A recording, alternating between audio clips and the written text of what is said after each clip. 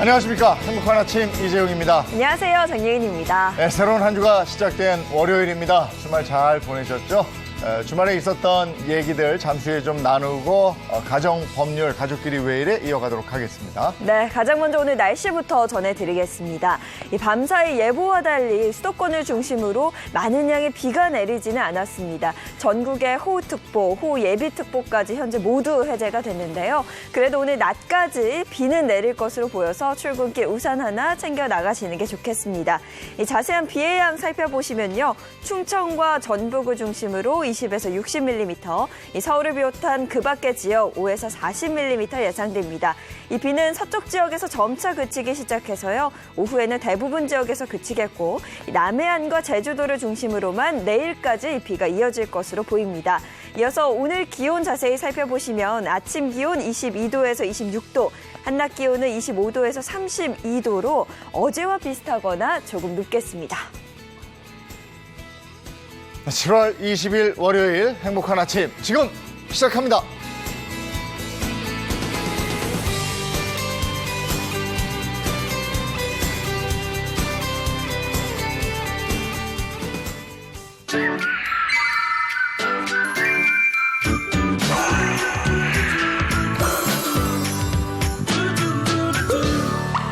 네, 월요일 행복한 아침 본격적으로 시작하도록 하겠습니다. 박수님 씨 주말 잘 보내셨습니까? 아이고 잘 보냈는데 어제 바람이 왜 이렇게 부는지 오늘 아침에도 그렇다. 참 한숨도 못 잤잖아. 날려가는 줄 알았잖아. 진짜 단단히 결박을 잘 하셔야 될 것 같아요. 입간판 이런 것도. 예. 네. 황준호 기자 어떠셨어요? 저는 어제 마침 날씨가 흐려갖고 네. 영화관에 그 좀비 영화를 좀 보러 갔는데 아, 그래? 아주 서늘하니 좋았습니다. 그거 재밌어요? 예, 재밌더라고요.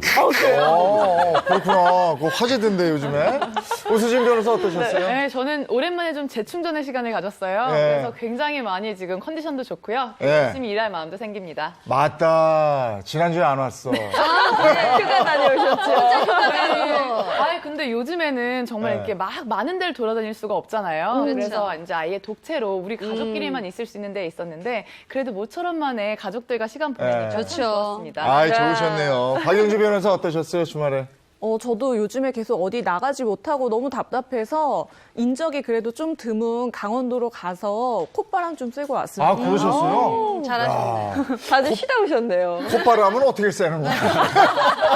코에다가 바람을.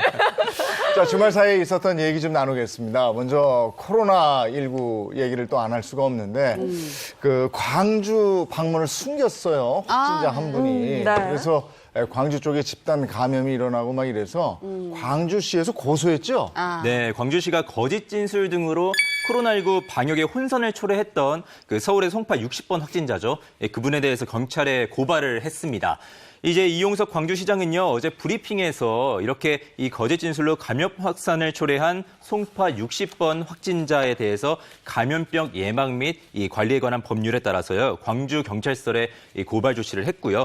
앞으로 구상권 청구까지 적극 검토하겠다고 밝혔습니다. 네, 송파 60번 환자의 방문으로 인해서 광주시의 확진자가 늘어나면서 시민들의 걱정이 굉장히 커졌다고요. 네, 50대 여성인 송파 60번 확진자는요, 지난 10일에서 12일까지 치매를 앓고 있는 시어머니의 간병 관련해서 가족회의 참석차 광주를 방문했는데요. 네. 여기서 다수의 친인척을 만난 뒤에 15일 확진 판정을 받았고요. 이후 광주와 전남에서 접촉자 12명이 확진자가 됐습니다.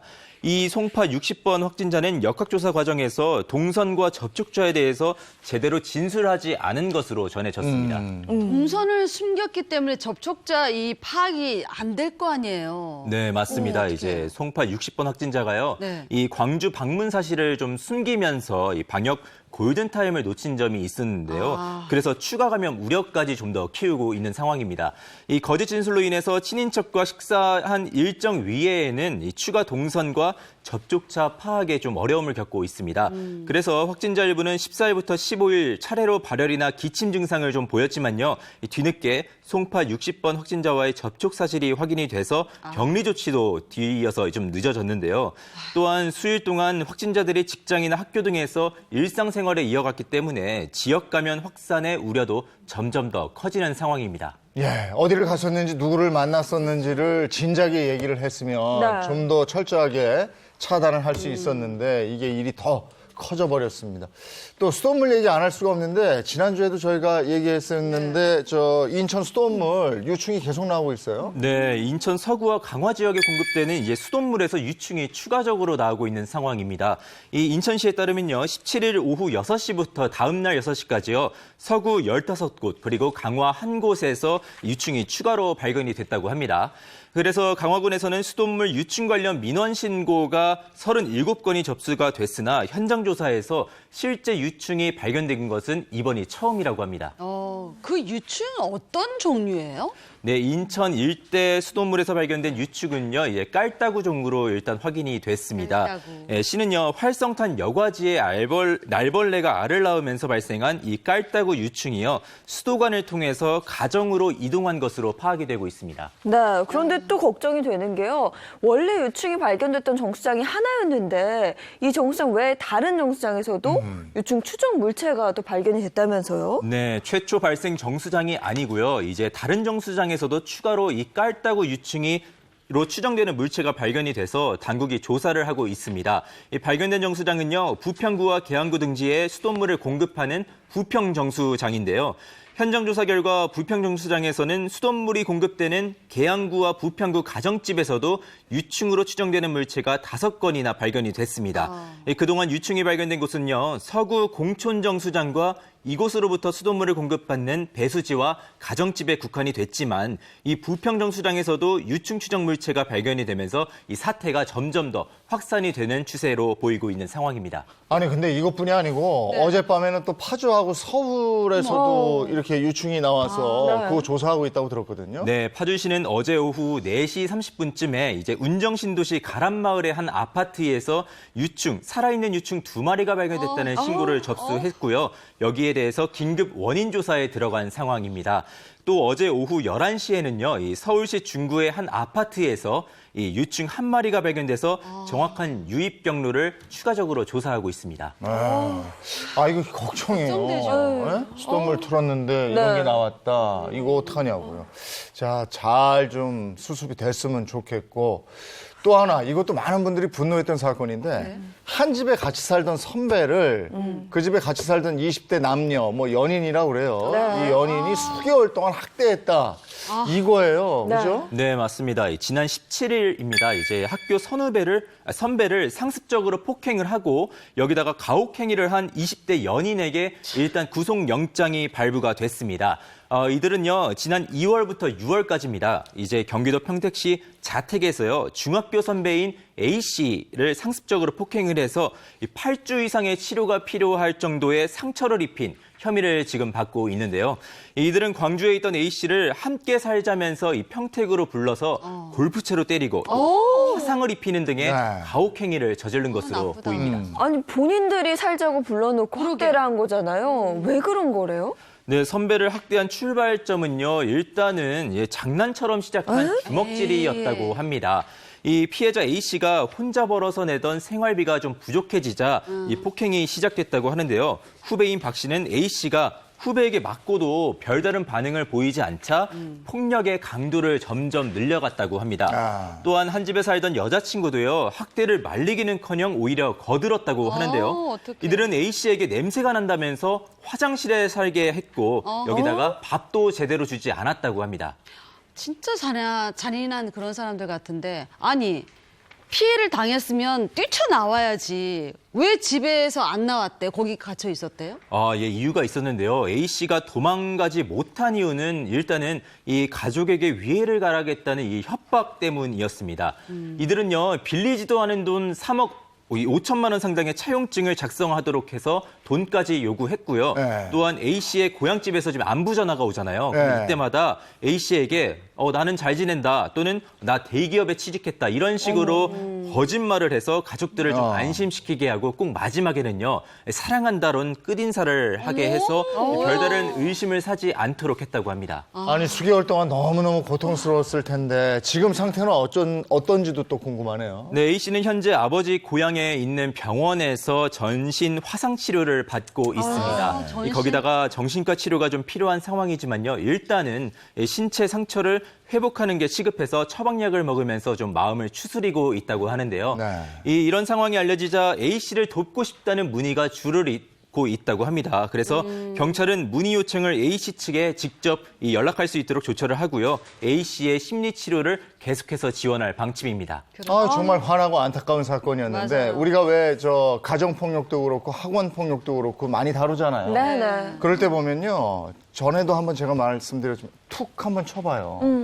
근데 반응이 이거 뭐 그죠? 네. 한 번 더 치는 쳐. 거야. 아, 못됐어. 근데 지금도 이런 경우인 것 같아요. 네, 그러면 처음에는 이제 뭐 자기가 장난이었대요. 마음대로 할 수 있다고 생각하고 네. 마음대로 한다고요. 근데 피해자 쪽은 점점 더 움츠려들어서 나올 수 없는 상황으로까지 가버리거든요. 맞아요. 처음에 그런 일이 있을 때 적극적으로 반응해야 됩니다. 그렇지 않으면 정말 그 구렁텅이로 빠지는 네, 그럴 네. 수도 있어요. 맞아요. 그렇죠. 아, 이번 일 너무 안타까워요. 그랬을 수도 있을 것 같아서 제가 한 번 더 말씀을 드려봤습니다. 또 집에 네. 그 아이의 운동 코치가 뭐 네. 집에 네. 와서 자요? 어? 내 집에? 상주하는 예, 거예요? 예. 아니 상주도 아니고 이게 어떻게 된 얘기였어요? 이게? 네, 사건을 좀 말씀드리면요. 지난해 6월 있었던 일입니다. 네. 운동 코치 A 씨가요. 자신이 가르치고 있던 학생의 아파트에 직접 이 비밀번호 키를 누르고 들어와서 잠까지 잔 상황인데요. 이분은 결국 주거 침입 혐의로 기소가 됐고 지난 7일에 이제 벌금 300만 원을 선고받았습니다. 아니 정말 이해가 안 되는 게 이게 평범한 가정 방문의 형태가 아니잖아요. 그렇죠. 근데 비밀번호를 알고 있었다는 거예요. 아니 그리고 가정 방문은 학교 선생님이 하는 거지. 운동 운동 코치가 코치가 가정 맞아. 방문을 왜 하냐고. 이해가 집에서 안 돼요. 운동하나 뭐? 예. 네, 이게 보니까요. 알고 보니까는 이 운동 코치 A 씨는요. 이 제자의 어머니와 내연 관계였던 뭐가 있어? 겁니다. 네, 비밀번호도 학생의 어머니가 직접 알려줬다고 하고요. 네. A 씨가 아파트를 방문할 당시에 학생의 학부모는 일단 별거 상태였다고 합니다. 그리고 해당 아파트에는 학생의 어머니만 거주하고 있던 상황이었고요. 또 이 운동 코치는 자신의 제자였던 이 내연녀의 10살 아들을 폭행한 상태로 검찰에 송치되기도 했었습니다.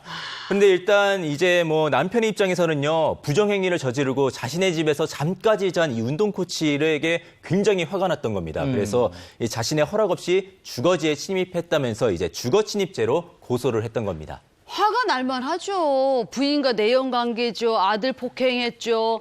근데 저 운동 코치는 내연녀라는 걸 인정했대요. 뭐 일단 운동 코치 A 씨는요 자신이 내연남은 아니고 학생의 운동 코치로서 그냥 집에 들린 거다. 뭐 이렇게 아이고, 일단 아이고. 해명을 했다고 해요. 그러면서 내연 관계도 부인을 한 건데요. 학생의 아버지가 먼저 외도를 해서 별거 중이었고 그렇기 때문에 이 같이 사는 공동 주권자가 아니고 그렇기 때문에 또 주거 침입죄가 성립할 수 없다. 이렇게 주장을 하고 나섰다고 합니다. 그 어쨌든 재판부에서는 내연 관계로 판단을 한 거죠. 네, 재판부가 운동 코치와 어머니를 내연 관계로 판단하게 된 가장 큰 원인이 바로 초등학생 자녀들의 진술이 아주 결정적이었다고 합니다. 네. 보시면요, 아이들이 이제 해외 전지훈련을 갔다고 해요. 그런데 이때 운동 코치와 어머니가 같은 방을 썼다고 아이들이 그걸 보고 웬일이야. 그대로 진술을 했다고 합니다. 그래서 초등학생 아이들이 그걸. 네. 그럼 재판부는요, 이 부부가 이혼에 확실하게 뭐 합의한 것이 아니었고, 이 부인의 승낙을 얻어서 주거에 들어간 경우여도 부부 공동 소유인 아파트에서 이 잠을 잔 거는 남편을 피해자로 하는 주거 침입죄가 성립이 되는 거다. 이렇게 판단을 한 겁니다. 네, 뭐 이 경우에는 주거 침입죄로 봤다는 건데, 네. 근데 얼마 전에 뭐 비슷한 사건 있었는데 그 경우는 또 반대로 판되지 않았어요? 네, 비슷한 사건 하나 있었습니다. 네. 이 사건의 내연남은요, A 씨라고 하면 이 내연남 A 씨가요, 지난해 7월에 내연녀 B 씨와 이 B 씨의 딸과 함께 장을 보고 집에 들어가서 저녁을 함께 먹었다고 합니다. 그리고 그 다음날 새벽에 귀가를 했는데요. 이때는 B 씨의 남편이 또 한 번 내연남을 주거 침입 혐의로 고소를 했지만요. 지난 13일 결국 무죄를 선고받았습니다. 아까 내연 얘기고 지금 내연남 얘기지만 사건은 비슷하잖아요. 네. 근데 왜 무죄가 돼요? 네, 보시면요. 내연남을 고소한 남편은 지난해 아내와 별거를 시작하면서 이 짐을 모두 갖고 나갔다고 합니다. 그리고 그 이외에는 집에 뭐 출입을 한 적이 없다고 해요, 남편분이. 재판부는 별거를 시작한 이유가 분쟁을 완화하고 또 구체적으로 이혼에 관해서 상의하기 위한 것이라고 봤고요. 또 내연남이 부정행위를 위해서 집에 갔다고 볼 만한 정황이나 자료가 부족하다 이렇게 판단을 해서 무죄를 선고했다고 합니다. 그러니까 이혼에 확실하게 협의를 했고 증거가 없기 때문에 이번에 무죄다라는 그렇구나. 판결이 난 건데 그러면 그 주거 침입죄라는 거에 대해서 정확한 정의가 뭔가요? 예, 말 그대로 주거에 그 주거권자의 의사에 반해서 정당한 이유 없이 침입하는 범죄를 주거 침입죄라고 하고요. 형법상 3년 이하의 징역 또는 500만 원 이하의 벌금형으로 처벌이 되는데요. 이때 그 주거라는 것은 우리가 흔히 생각하는 가정집뿐만 아니라 네. 어떤 관리하는 건조물 그리고 점유하고 있는 방실,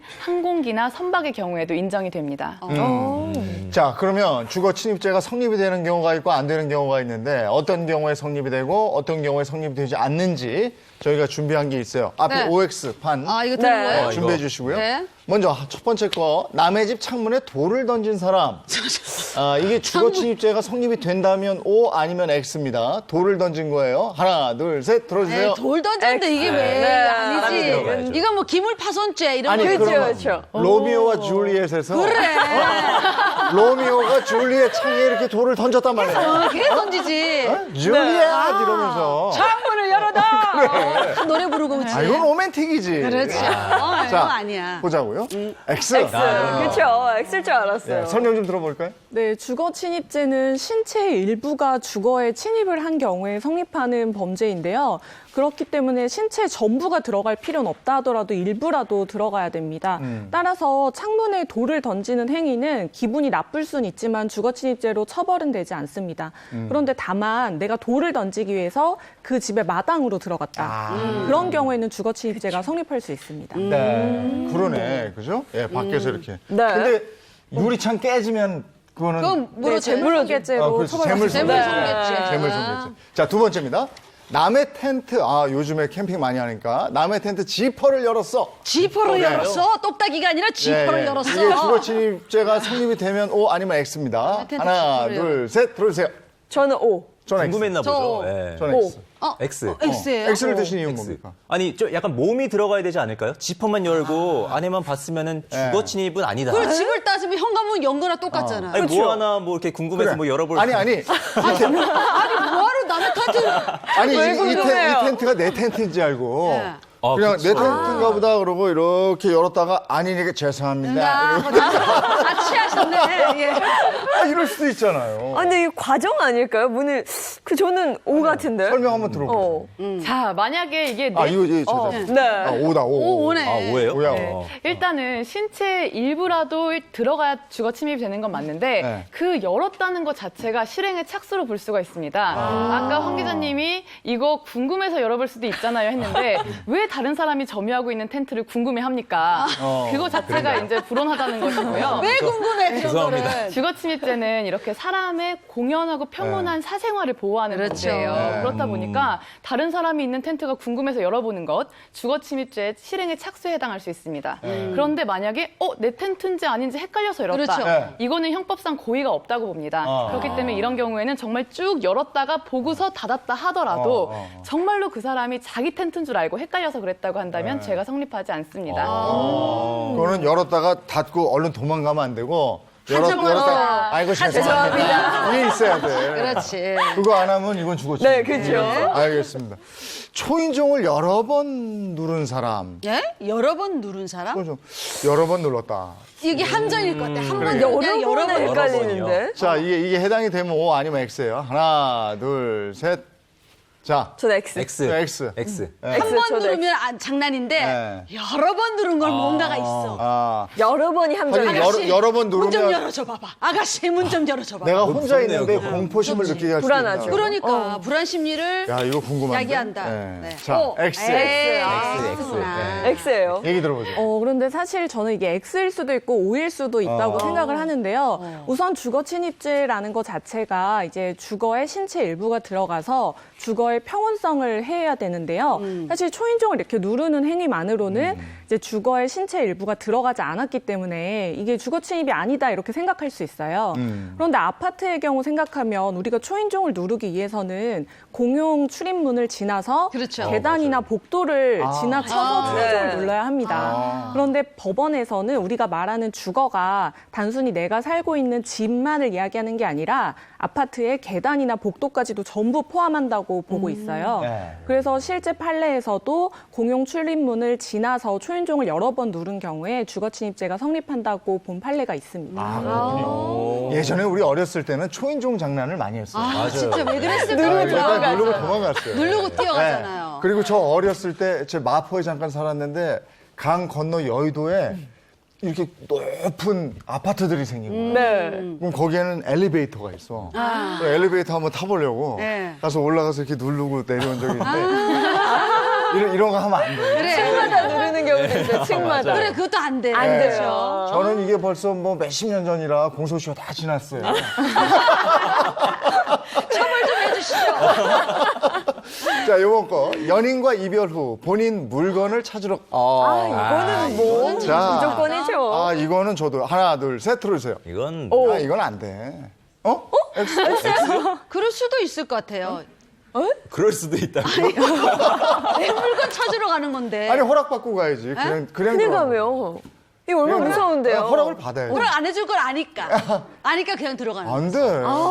야, 안 될 것 이거 같은데. 네. 자, 왠지. 그렇죠. 이 사람 위험한데. 그냥 다 응하니까 나 혼자 X를 해봤습니다. 아주 치밀하게 범죄가 성립이 되는데요. 왜냐하면 허락 안 해줄 걸 아니까라고 아까 말씀하셨죠. 네. 주거권자의 의사에 명시적으로 반해서 그렇지. 이제 거기에 내 물건이 있다는 명목으로 주거를 침입하는 행위가 됩니다. 그래서 이렇게 내 물건을 가지러 가는 경우뿐만 아니라 편지만 놓고 오겠다. 뭐 여러 가지 청소를 해주고 오겠다. 마지막 정리를 하겠다. 여러 가지 사유가 있을 수 있는데 집 앞에까지 찾아가서 연락을 해서 뭐 가도 돼? 이렇게 물어봤을 때 거절을 당한다면 괜찮지만 이미 현관문 비밀번호를 열고 들어갑니다.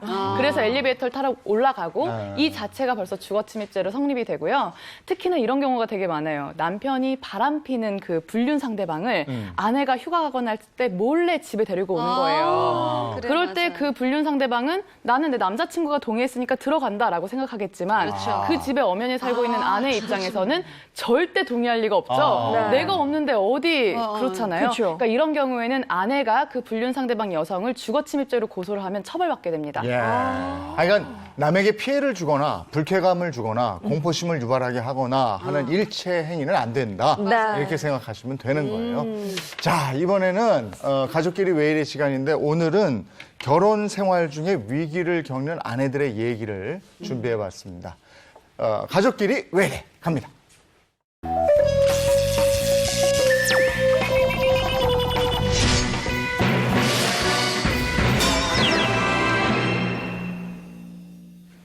네, 어떤 얘기 준비되어 있습니까? 자, 오늘은 슬기로운 아내 생활이 아닌 위태로운 아내 생활에 대해서 준비해봤습니다. 자, 가족끼리 왜 이래? 첫 번째, 아내를 이 지옥에 넣은 남편이야. 지옥? 무슨 지옥에 넣었어, 남편이. 지옥이에요. 지옥 이거는 뭐 살림지옥 뭐 이런 거 아니에요? 아니면 육아? 그것도 육아 지옥? 싫다. 그것도 싫다. 삶의 지옥. 이거 맞추지 못할 것 같아. 못 맞출 것 같아. 그래요? 그럼 한번 볼게요. 아내를 메모지옥에 이건 뭐야? 넣는다. 메모지옥이 잘 뭐예요? 모르겠죠. 감이 안 메모지옥이 네. 뭐예요? 예, 사연 속으로 들어가 보면 알 수 있습니다. 자, 제가 아내 역할이고요. 황 기자님, 네. 남편 좀 해주세요. 알겠습니다. 네. 연기가 물올라가지고 요즘 아카데미 학원 다니세요. 연기를 잘하더라고요. 자, 저는 매일 돌을 닦는 주부입니다. 저와 말을 하지 않는 남편 때문에 절간 같은 집에서 매일 무건 수행 중입니다. 이렇게 개미 기어가는 소리도 들릴 것 같은 조용한 집에서 전 매일 남편에게 사사건건 잔소리를 듣습니다. 어떻게 그럴 수 있냐고요? 저희 남편의 잔소리 방법은 말이 아닌 글자였습니다. 여보, 내가 당신 양복 바지 다려놨어. 주름 봐봐. 착착 각 제대로 잡혔지? 응? 뭐야? 그래 뭐 다음 주부터는 그렇게 할게. 배고프지? 자, 밥 먹자. 내가 김치찌개 아주 맛있게 버글버글 끓였어. 자, 먹어. 자.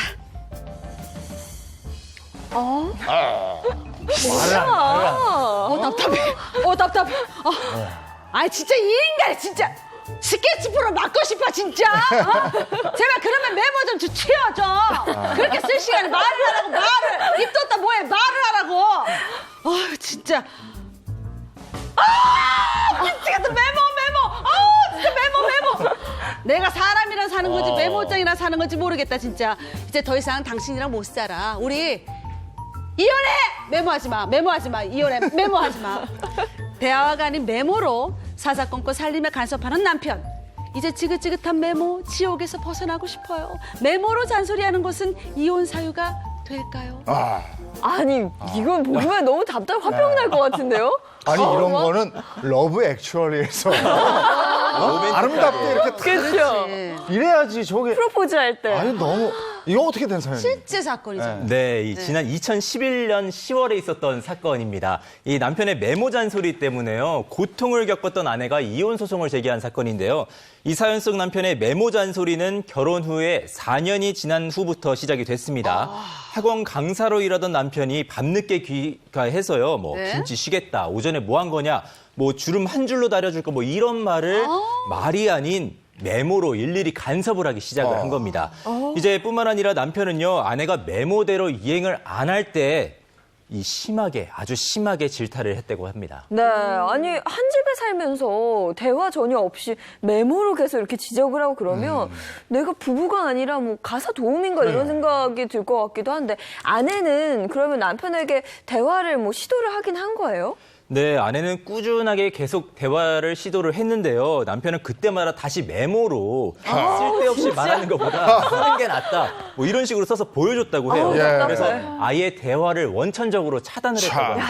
원래 이 싸움할 때 대드는 것보다 딱 무시하는 거 말하는 거 맞아. 되게 더 기분 무서워요. 나빠. 근데 메모에서 이렇게 보여주는 건 상대방을 진짜 무시하는 거예요. 근데 남편이 살림에 좀 관심이 많은 것 같은데 경제권은 누가 가지고 있었어요? 이 사건의 남편분은요, 아내에게 모든 생활 지출을 이 카드로 하라고 지시를 하고 카드로 하면 문자 메시지가 날라오잖아요. 네. 그 문자 메시지를 자신의 핸드폰으로 오도록 했다고 합니다. 그러면서 이 어떤 물건을 좀 비싸게 샀고 어떤 물건을 못 샀고 또 어떤 것은 반품해라 이런 지시까지 하면서 감시를 했다고 해요.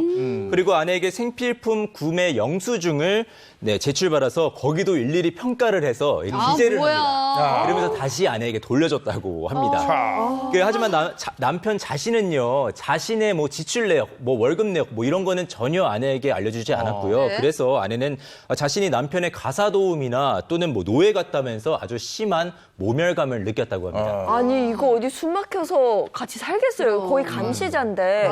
진짜 답답한데 그러면 부인의 모든 것을 사사건건 다 간섭을 한 거예요? 그 남편에게는 을처증 증세도 좀 있었다고 해요. 이제 아내의 외도를 의심하면서요. 귀가 시간을 일일이 감시하기도 하고요. 또 남편이 보낸 메시지 중에는 이런 것도 있습니다. 핸드폰은 꺼놨고 늦게 왔다 이거지 이런 말 있잖아요. 그런 것도 메시지로 보냈다고 합니다. 자, 그러면 우리 확실히 알아보겠습니다. 이런 사건, 이런 걸 가지고 이게 이혼이 성립이 되느냐? 이혼이 법적으로 가능할까? 가능하다면 O 아니면 X입니다. X? 하나, 둘, 셋, 들어주세요. 사사건건 메모를 아니 이게 숨 막히는 삶이긴 한데 숨 막혀요. 요 자체로만은 이혼이 성립이 될까 싶어요. 이게 증거가 확보가 되냐면. 그 다 증거잖아. 메모해놓은 종이. 메모 다 해놓은 게. 메모 다 남겨놨나? 그럼 지금 이러면 돼. 이러면 돼. 아니, 그리고- 바꿀 수 없어. 안 돼. X 들고 있어요. 자, 정답은? 오죠. 네. 맞아요. 혼인 파탄의 기책 사유가 되고요. 그리고 이혼 사유로서 충분히 이혼이 가능합니다. 왜냐하면요, 가장 중요한 게 지금 이런 걸로 이혼이 되나라고 하셨어요. 근데 일단 두 가지가 문제입니다. 한 가지는 너무너무 심각한 잔소리. 두 번째는 그 잔소리조차 대화로 하지 않고 전부 다 메모로 남겼다는 것입니다. 이것은 혼인을 계속할 수 없는 기타 중대한 사유가 되는데요.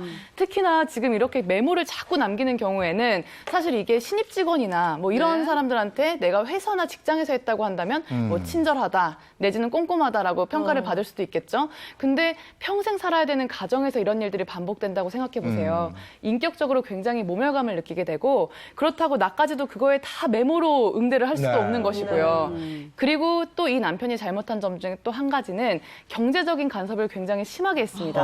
일일이 아내가 이제 생활 살림을 하는 건데 일일이 다 간섭을 하면서 이건 사고 이건 사지 말고 그것조차 다 또 메모를 했고요. 그리고 또 의처증 증세까지 있었습니다. 이런 상황에서 여성은 더 이상 이 결혼 생활을 유지할 수 없을 만큼의 고통을 느낄 수 있고 이런 점들이 충분히 입증이 된다면 이혼이 가능하고 위자료 청구도 가능합니다. 네, 이거 보면 남편도 피곤한 삶이에요. 이거 그래. 일일이 쓰는 거. 판결은 어떻게 났어요? 뭐 일단 판결은요, 이 메모 잔소리를 한 남편에게 이혼 사유가 있다고 일단 판결이 됐습니다. 네. 그러면서요, 아내에게 위자료 1,500만 원을 지급하라고 했는데요.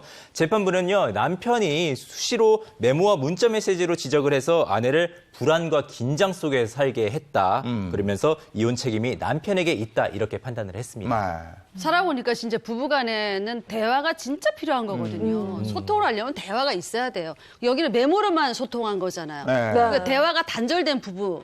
그러면 이거 이혼 사유가 될 것 같은데 부부 이 대화가 단절되면? 네, 대화 단절 역시 재판상 이혼 사유에 해당할 수 있는데요. 사실 상대방 배우자 입장에서는 아니 대화 단절만으로 내가 이혼을 당해야 되냐 하고 따져 물을 수 있어요.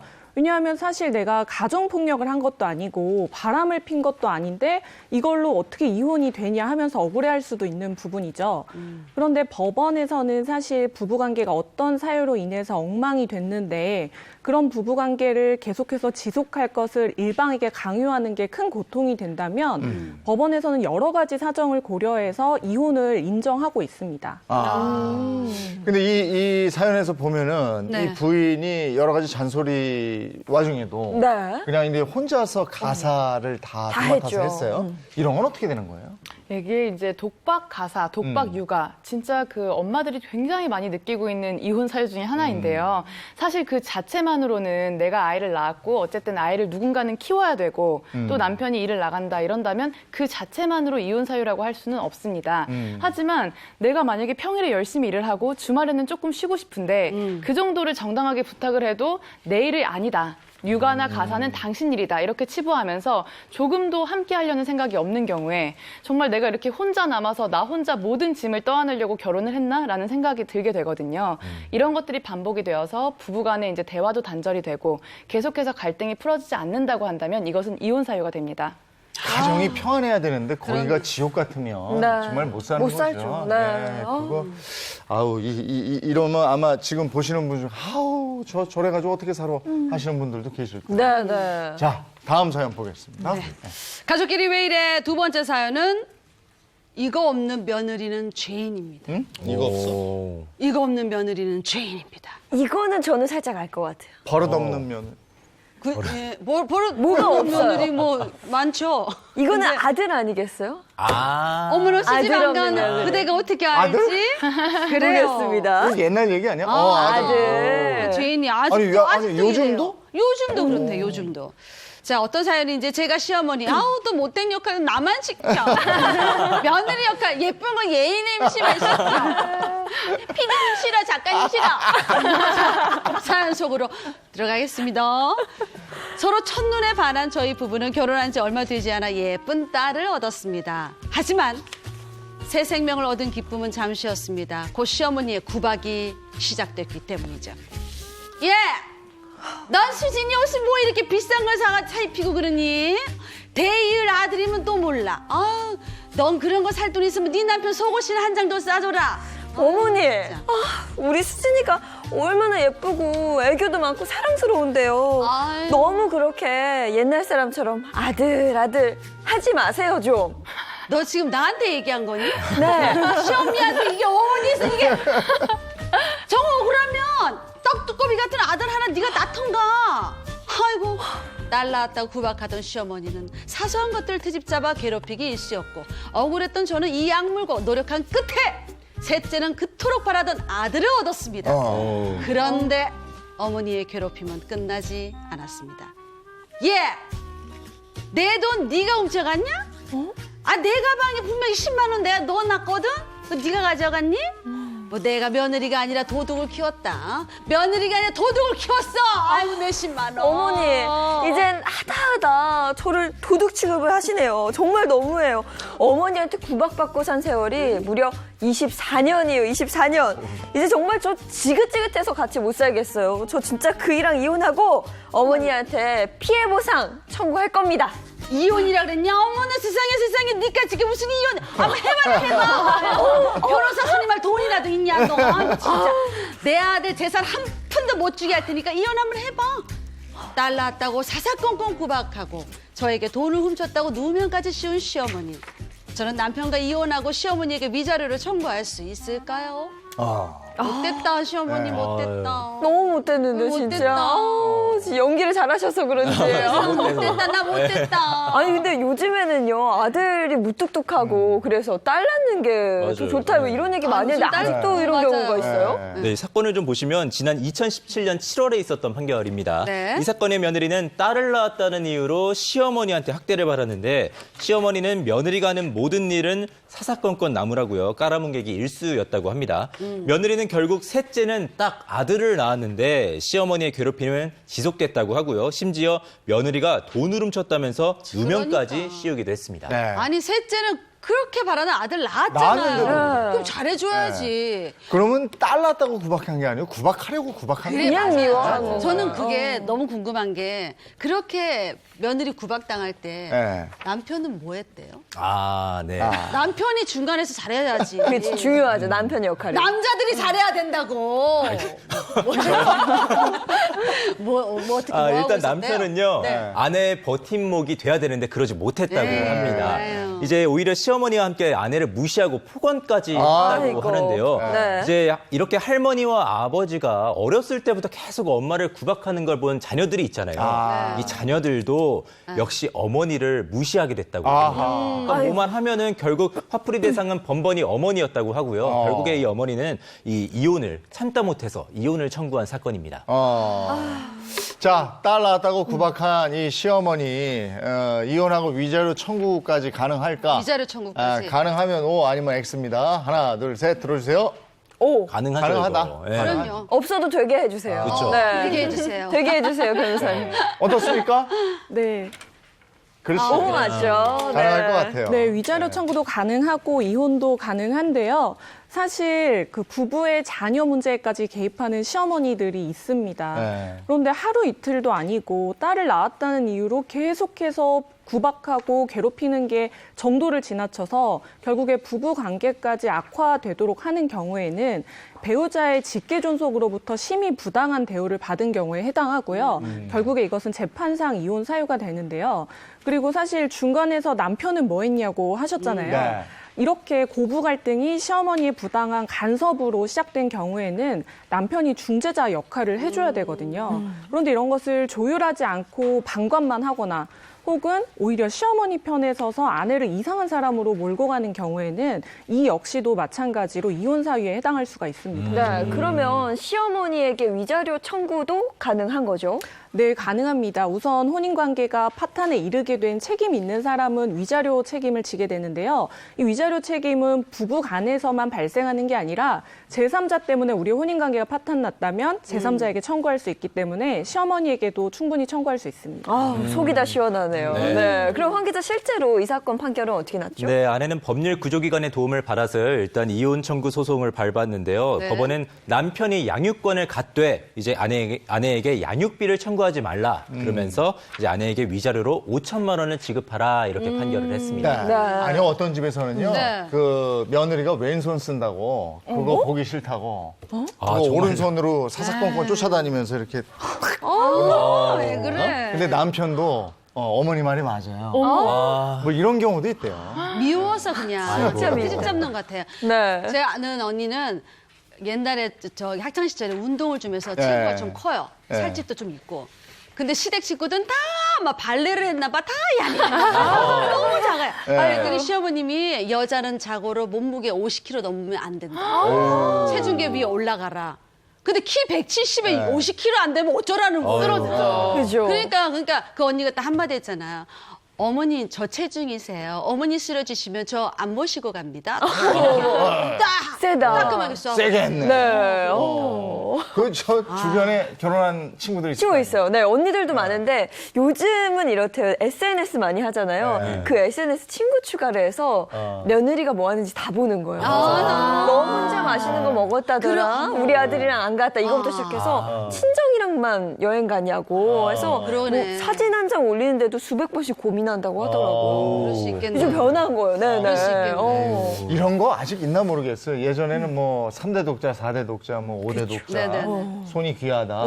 근데 가서 아들을 못 낳으면 그걸 이유로 이혼해라. 이런 거 있는데 가능합니까 그게? 아유, 요즘은 아예 안 됩니다. 안 되죠. 네. 오히려 그걸 가지고 더 구박을 하거나 면박을 주거나 아니면 오히려 아들 낳으면 네가 좋아, 너 좋으라고 하는 거지 나 좋자고 하냐 이렇게 챙겨주는 척하면서 네. 굉장히 마음 아프게 하는 경우 있어요. 이런 것들이 오히려 그 며느리의 입장에서 시어머니를 상대로 이혼 때 위자료를 청구할 수 있는 귀책 사유가 될 수 있습니다. 예전에는 며느리가 또 시부모 소홀히 한다고 네네. 네. 그게 또 이혼 사유가 되기도 했는데 요즘은 많이 달라졌죠.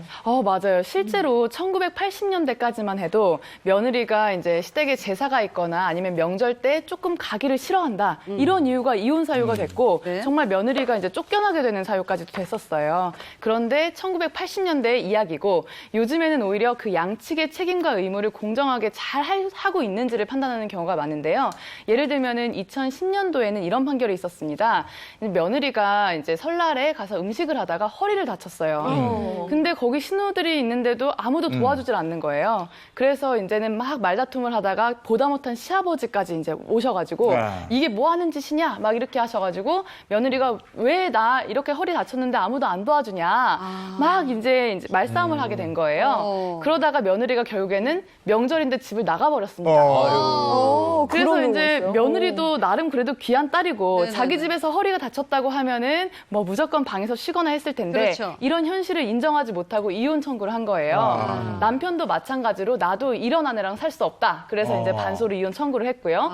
그랬는데 법원에서는 그 누구의 손도 들어주지 않았어요. 둘 다 이혼을 원하니까 이혼은 하라. 다만 누가 귀책 사유가 있는지는 재판부에서 봤을 때는 둘 다 각자의 책임과 그리고 잘못이 있다. 왜냐하면 며느리 입장에서는 시아버지가 본인 아버지 같았으면 그렇게까지 막 화를 내고 난리를 쳤겠냐고요. 그러니까 시댁의 가족을 가족으로 받아들이지 못한 잘못이 있고 남편 같은 경우에는 어쨌든 자기 아내가 허리를 다쳐서 일을 못하게 되어 있는데 신우들이 안 도와주는 거는 둘째치고 자기라도 가서 도와줄 수 있잖아요. 네. 이렇게 중재와 책임을 다하지 않았기 때문에 양측에 모두 이혼 책임이 있다. 그래서 양측이 청구한 위자료는 전부 기각한다. 이렇게 한 판결이 있습니다. 그래요. 그러니까 시대가 좀 달라지면서 같은 경우라도 이제 판결이 달라진다는 건데 뭐 언행에 따라서도 그런 게 있다면서요?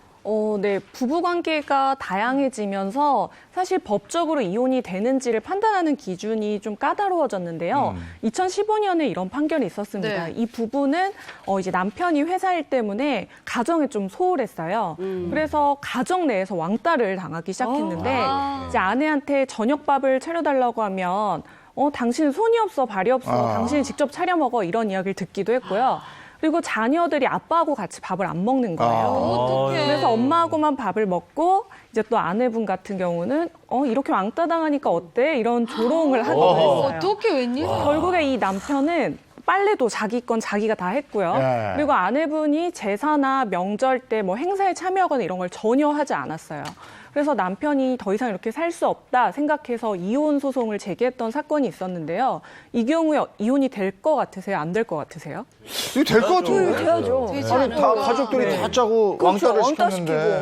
시키고. 그런데 사실 법원에서는 남편의 손을 들어주지 않았습니다. 그래요? 왜냐하면 사실 아내의 책임도 있지만 남편이 애초에 가정의 소홀하고 육아 문제에 신경 쓰지 않았던 책임이 크다고 본 것인데요. 그러네. 사실 부부의 모습이 이제 다양해지고 있고 그러네. 전통적인 부부의 모습도 많이 변하고 있기 때문에 법원에서 포괄적으로 이혼 사유가 되는지를 판단할 때 그래서 약간 시대에 따라서 판단 기준이 달라지고 그렇구나. 있습니다. 네. 양쪽으로 그러니까 이제 들어야 돼. 오늘 우리 얘기를 쭉 들으면서 네. 이걸 보고 계신 시어머니 입장에 계신 분들도 많이 계실 거예요. 그러면 아유 우리가 더 힘들어. 이렇게, 요즘 뭐 그런 말씀 많이 하는데 네, 저희 어머니 세대는 아내가 여성이 굉장히 그 전적으로 희생해야 되는 그렇죠. 그런 네. 삶이었다면 요즘에는 이 남녀 부부 관계가 철저히 기브앤테이크더라고요. 네, 네. 기부만 테이크만 있어도 안 되고 네. 철저하게 기브앤테이크가 이루어져야 그게 원만하게 돌아가는 네. 그런 구조더라고요. 네.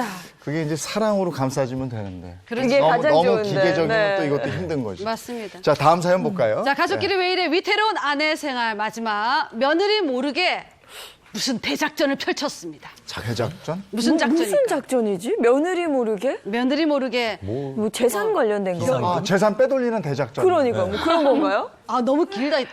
재산 빼돌리는 대작전. 그럼 한번 볼게요.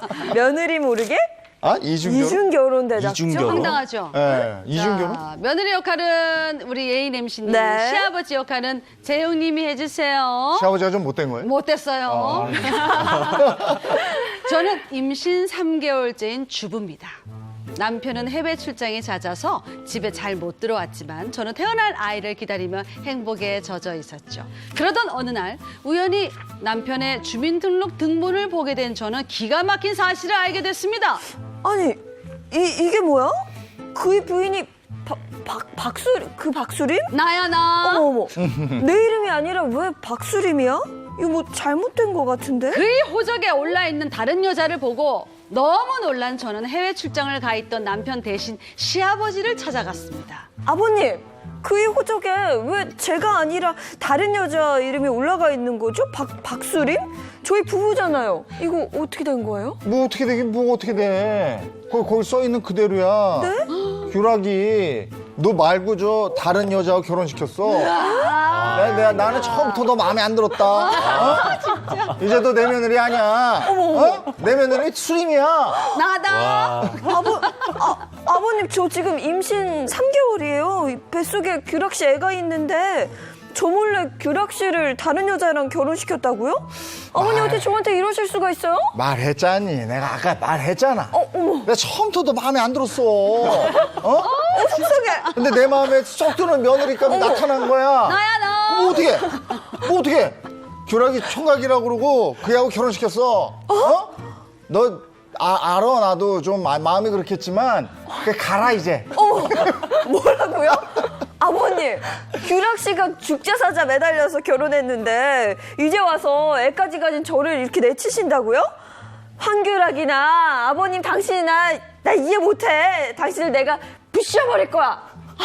알고 보니 시아버지는 상대 여성 집안까지 속이고 남편의 이중 결혼을 돕기 위해 서류 조작까지 했던 것이었습니다. 제가 마음에 안 든다고 처음부터 너 마음에 안 들었어. 임신 3개월인 저를 속이고 남편을 이중 결혼시킨 시아버지에게 위자료 받을 수 있을까요? 아니 이 연기인데 너무 속상한데요? 이게 진짜 이거 좀 황당하네. 어떻게 이럴 수가 있어요. 기가 막힌 사연이에요. 이거 어떻게 이게. 된 사연이에요? 뭐 일단 지난 2004년 3월에 있었던 사건입니다. 이제 이중 결혼한 남편과 이를 도운 시아버지의 이야기인데요. 이 독일 유학 중에 만나서 결혼을 하게 된 이들 부부는요. 이 남편이 해외 출장 등을 이유로 집에 귀가를 하지 않는 일이 잦자 이렇게 갈등이 생겼다고 합니다. 또 남편은 아내의 임신 기간에 독일에 머무르면서 다른 여성을 만나서 교제하다가 상대 여성의 집안을 속이고 결혼을 했는데요. 아내는 뒤늦게 남편의 주민등록 등본에 이 다른 여성이 이 부인으로 등재된 사실을 발견하게 된 겁니다. 그러면서 그 여성의 가족으로부터 시아버지가 내 아들이 총각인 것은 내가 증명한다 뭐 이런 식으로 말하면서 결혼에 적극적으로 나섰다는 이야기를 듣게 된 겁니다. 아니 시아버지가 말리지는 못할 망정 그 이중 결혼을 부추겼다는 얘기잖아요. 네. 이 갈등을 부추긴 데는요, 시아버지가 정말 한몫을 하셨습니다. 이제 시아버지는 아들의 이중 결혼을 위해서 서류 조작까지 했고요. 결혼식에 참석한 거는 뭐 물론이고요. 그다음에 며느리에게 남편의 연락처를 알려주지 않고 이제 계속해서 소외시킨 겁니다. 그러면서 이 파렴치한한 부자는요, 며느리에게 먼저 이혼을 하라고 요구하기까지 했는데 이에 며느리도 남편과 시아버지를 상대로 이혼 소송을 낸 사건입니다. 자, 그러면 며느리 모르게 아들을 이중 결혼시킨 이 시아버지를 상대로 위자료 청구가 가능할까? 가능하면 O 아니면 X입니다. 하나, 둘, 셋, 들어주세요. 당연히 가능하죠. 당연히요. 이건 안 되죠. 가능하죠, 이거. 네, 말씀하신 그렇지. 것처럼 당연히 시아버지를 상대로 위자료 청구할 수 있고요. 네. 그리고 특히 이 사건에서는 시아버지가 서류까지 조작을 하고 그리고 또 우리 아들이 총각인 건 내가 보증한다라고까지 하면서 아주 직접적으로 공모하고 개입해서 그 혼인 관계를 파탄하는 데 아주 중요한 역할을 했습니다. 이 경우에는 시아버지에게 인정되는 위자료의 액수도 아주 상당히 높을 것으로 생각이 됩니다. 네, 그럼 실제 이 사건 판결은 어떻게 났나요? 네, 재판부는요, 이제 남편에게 위자료 5천만 원을 아내에게 지급하라고 이렇게 명을 했고요. 네. 그중에 3천만 원을 시아버지와 같이 지급하라 이렇게 명을 했습니다. 시아버지가 아들을 총각이라고 속여서 다른 여자와 결혼시키는 등 이 부정행위를 도와서 결혼을 파탄시키는 데 책임을 물은 건데요. 또 두 자녀의 양육권을 아내에게 주고 이제 남편은 자녀들이 성인이 될 때까지 자녀 한 명당 매월 30만 원씩 지급하라고도 판결했습니다. 근데 이 사건에서 남편은 배우자가 있는 사람인데 다시 혼인신고한 거잖아요. 네. 이거 어떻게 보면 일부 다처제 막 이런 느낌이 드는데 우리나라에서 이중결혼 이거 안 되지 않아요? 맞습니다. 인정될 수 없습니다. 배우자가 있어서 혼인신고를 한 상태에서 다시 혼인신고를 한다는 것을 중혼이라고 하는데요. 네. 이렇게 중혼은 인정되지 않고 말씀하신 것처럼 우리나라는 일부 일처제를 채택하고 있습니다. 다만 아주 특이한 경우들이 발생할 수 있어요. 예를 들면 내가 이혼을 했는데 그리고 재혼을 했습니다. 근데 이미 한 이혼이 무효가 되는 경우 이런 경우에는 이제 중혼 상태가 될 수가 있고 또 그거 외에도 실종 선고를 했어요 남편이. 그래서 나는 이제 더 이상 남편을 찾을 수 없다고 생각해서 이제 결혼을 했는데 알고 보니까 그 실종 선고를 했던 남편이 돌아온 거예요. 네. 이런 경우에도 중혼이 될 수 있습니다. 그럼 방금 말씀하신 그 경우에 첫 번째 결혼은 그럼 어떻게 되는 거예요? 이런 경우에는 그 재혼을 했을 때 악이냐 선이냐가 중요한데요. 우리가 이제 법적으로 얘기하는 악이는 나쁜 걸 얘기하는 게 아닙니다. 악이는 그 상황을 아는 것이고 선의는 모르는 것입니다. 그래서 만약에 몰랐다고 한다면 이제 그 재혼 유효하고요. 그리고 만약에 알았다고 한다면 이거는 전혼을 해치는 것이기 때문에 이때에는 이제 그 후혼이 유효하지 않습니다. 그러면 중혼이 된 경우에는 나중 결혼이 무효가 되는 건가요? 중혼 같은 경우는 혼인 무효 사유가 아니고 혼인 취소 사유에 해당합니다. 따라서 그 혼인을 취소하기 전까지는 법률상 유효한 혼인으로 남아 있고요. 전혼과 후혼 모두 유효하기 때문에 법률혼과 마찬가지의 보호를 받게 되고요. 그리고 이제 나중에 취소가 됐을 때도 소급해서 무효가 되는 것이 아니기 때문에 그 전까지는 이혼 소송까지도 할 수 있습니다. 중혼 얘기하니까 예전에 그 드라마 아내라는 드라마 있었잖아요. 유동고 씨가 교통사고 나서 과거의 기억을 잃어버리고 네. 그러다 엄정화 씨가 극진히 간호하면서 두 분이 러브러브 하면서 결혼해서 애 낳고 살잖아요. 그러다가 진짜 안에 김희애 씨가 탁 나타나잖아요. 그런 경우에는 이거 어떻게 해야 돼요? 유동근 씨 결혼 무효가 되는 거예요? 어떻게 해야 돼요? 사실 이제 그 두 여성 모두 굉장한 아픔이 있을 거예요. 김혜 씨는 기억을 잃은 남편을 찾아서 굉장히 오랫동안 헤매었을 거고 그렇죠. 네. 엄정화 씨는 과거가 있음에도 불구하고 혹은 그것조차 모르면서 아이를 낳아서 이제 네. 잘 살고 있는데 갑자기 내가 아내다 이렇게 나타난 상황이잖아요. 황당하죠. 근데 법적으로 본다면 김희애 씨와는 혼인신고를 했을 가능성이 높고요. 네. 그리고 나중에 만난 엄정화 씨와는 혼인신고하지 않고 결혼식 올리고 그냥 예쁘게 살았던 그냥, 거예요. 이 경우가 중혼적 사실혼이라고 하는데 이렇게 법률혼이 있는 상태에서 중혼은 그 중혼적 사실혼은 보호받을 수 없기 때문에 네. 결과적으로는 김희애 씨와의 혼인이 해소되지 않았다고 봅니다.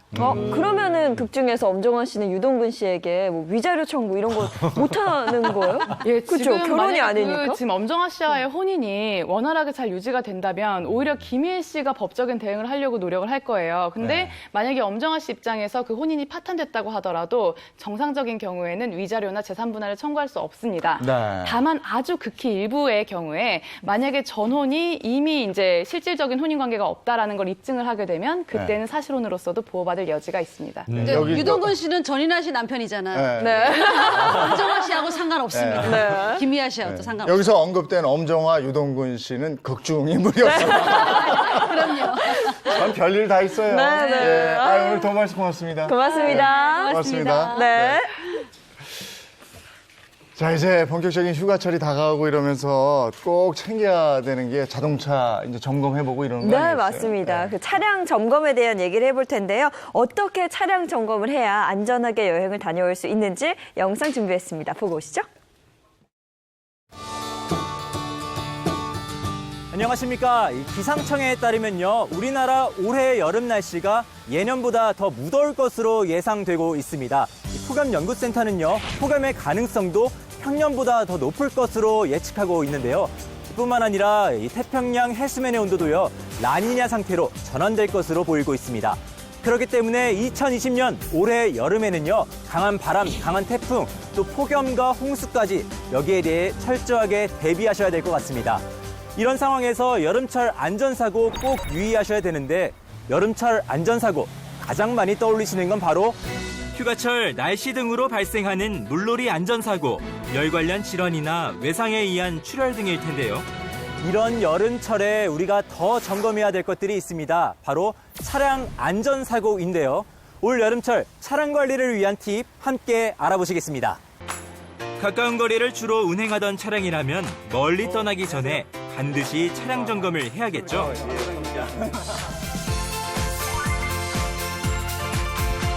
계절에 상관없이 차량 관리는 늘 중요하겠지만, 특히나 여름철에는 장거리 운전도 많고 또 날씨도 변덕스러워서 이 관리가 특히 더 중요할 것 같은데요. 여기서 가장 신경 써야 될 점이 있다면 좀 어떤 게 있을까요?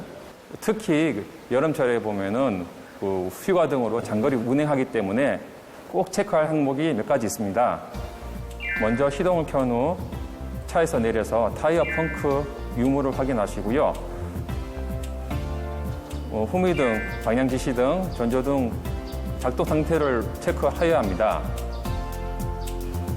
야간 운행을 하다 보면은 대형 사고를 예방할 수 있기 때문에 꼭 체크할 항목으로서 차량 운전에 도움이 될 것입니다. 여름철에 주행을 하다 보면 장거리가 많잖아요. 이럴 때 언뜻 들어보니까는 타이어 공기압이 좀 높아야 된다, 이런 소리를 많이 들었는데 그거 진짠가요, 그게? 꼭 그렇지는 않습니다. 요즘 타이어는 성능이 좋고요. 타이어가 사계절이기 때문에 적정 공기압을 유지하시는 게 좋습니다. 그리고 타이어 마모 상태도 꼭 체크해야 하는데요. 이순신 장군 가시 보이지 않을 경우 정상이고요. 이순신 장군 가시 다 보일 경우 즉시 교환하셔야 됩니다. 아, 그러니까 동전을 타이어 홈에 댈 때 이순신 가시 안 보이면 괜찮은 거고, 예. 보이면 즉각 타이어를 교체해야 된다, 이런 말씀이시죠? 네, 맞습니다. 여름철이 정말 무덥잖아요. 그럴 때 여기서 좀 주의해야 될 게 있을까요? 중요한 게 있습니다. 차량에 물건을 놓았을 때 폭발물로 변할 수 있습니다. 그래서 직접 실험해봤는데요. 바깥의 온도는 한여름 기온으로 맞추고 실내에는 캔음료와 일회용 라이터를 놨습니다. 이렇게 햇빛이 내리쬐는 것과 비슷한 조건에 지속적으로 차량이 노출돼 있을 경우 차량 안에는 어떤 일이 벌어질까요? 1시간이 넘어가자 대시보드에 있던 라이터가 터졌습니다. 그리고 얼마 후 캔음료도 폭발했습니다. 그러면 실외에 주차할 때는 차 안에 뭘 두고 내렸는지 꼭 좀 확인을 해봐야 되겠네요. 실제 외부 기온이 37도 이상인 날 햇볕 아래 차량을 1시간가량 정차해 두게 되면 앞열 대시보드가 69.4도, 조향 핸들은 52.8도, 앞열 좌석은 50.6도까지 올라가는데요. 직사광선에 노출된 차량의 실내 온도가 최대 90도까지 달하게 됩니다. 라이터, 캔 음료수로 차량의 화재가 발생할 수 있는 사항을 실험하였지만 실질적으로 마시다가 뚜껑을 막은 음료수, 페트병도 폭발할 가능성이 있습니다. 이 밖에 부탄가스, 스프레이, 탈취제 등도 위험하고요. 노트북, 보조 배터리, 태블릿 PC 등 전자제품을 채워주시는 게 좋습니다. 이렇게 여름철에 바깥에 세워둔 차량의 실내는 높은 온도로 위험할 수 있는데요. 특히 어린이가 이런 공간에 오래 있게 될 경우 의식불명이 되거나 사망에 이르게 됩니다. 최근 몇 년 사이 어린이 통학 차량에서 어린이가 갇혀 의식불명이 되거나 질식사하는 사고가 발생했는데요. 이를 방지하기 위한 일환으로 최근 각 지역에서는 통학 차량에 갇힘사고 방지 시스템을 설치하고 있습니다.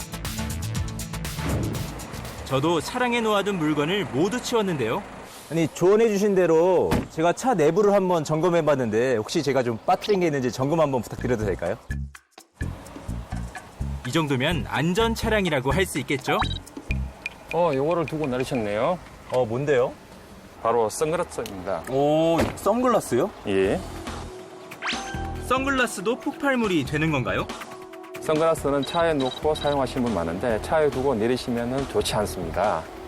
고온에 노출될 경우 안경다리가 휘어질 수가 있고요.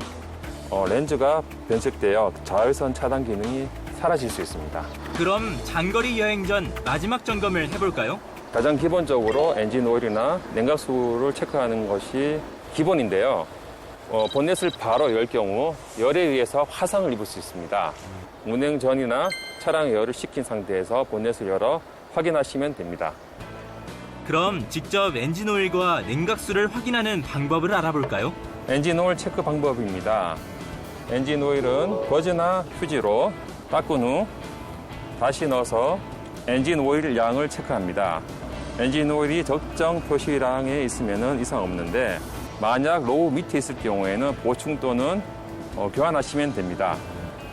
자, 냉각수는 적정 표시량이 있습니다. 로우 밑에 있을 경우에 보충하여 사용하시면 됩니다.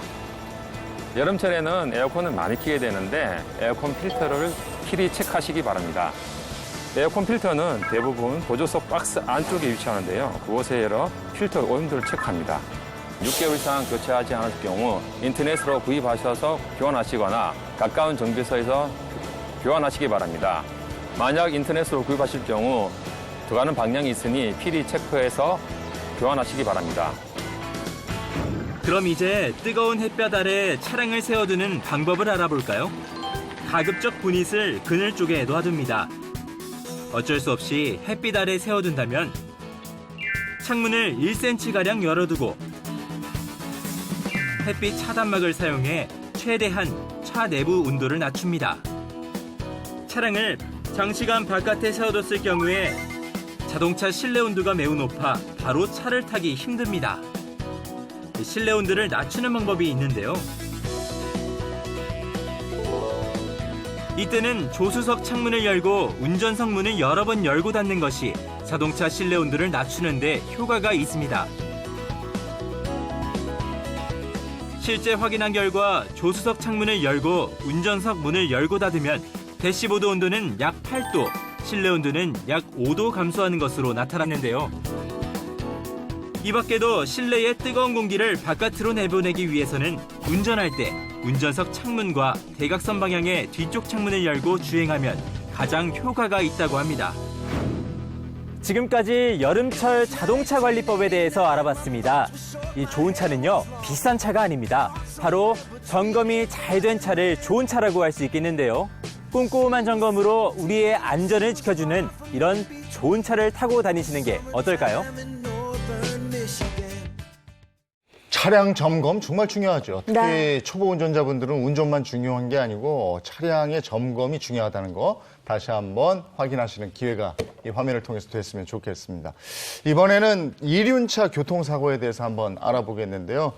이륜차, 이거 단속이 참 어렵고 그리고 단속이 어렵다는 이유로 도로에서 신호 위반도 그렇고 역주행도 그렇고 이런 불법 행위가 계속 증가하면서 사고가 잇따르고 있는데 올해만 해도 전년보다 12%가 증가한 253명의 소중한 목숨을 잃었다고 합니다. 네, 정부는 이륜차 교통안전 강화를 위해서 7월과 8월 두 달간 이륜차 교통법규 위반을 집중 단속하고 있고요. 이 경찰 단속력의 한계를 극복하기 위해서 국토교통부와 한국교통안전공단은 교통안전공익제보단을 운영하고 있습니다.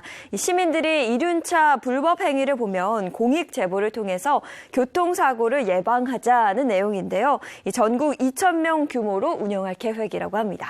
사람의 생명보다 중요한 게 어디 있겠습니까? 빨리 오는 배달, 이것도 좋지만 운전자의 안전을 위해서 조금 기다려주는 것은 어떨까 싶습니다. 오늘 또 빗길이죠. 안전 운행하시고 안전한 하루 되시기 바랍니다. 오늘 같은 날은 걸어 다닐 때 참 신경 쓰여요. 비만 오면 이렇게 우산 쓰면 되는데 비바람이면 네. 이렇게 써도 일로 들이쳐. 바람이 계속 부니까요. 네, 오늘 비가 많이 올 것으로 또 예상됩니다. 지역별로 편차 크니까요. 외출하실 때는 우산 꼭 챙기시고요. 방금 말씀드렸던 BT 교통 안전 네. 주의하시기 바랍니다. 저희는 내일 아침 8시 더 알찬 내용으로 돌아올게요. 행복한 아침, 행복한 하루 되십시오. 고맙습니다. 고맙습니다.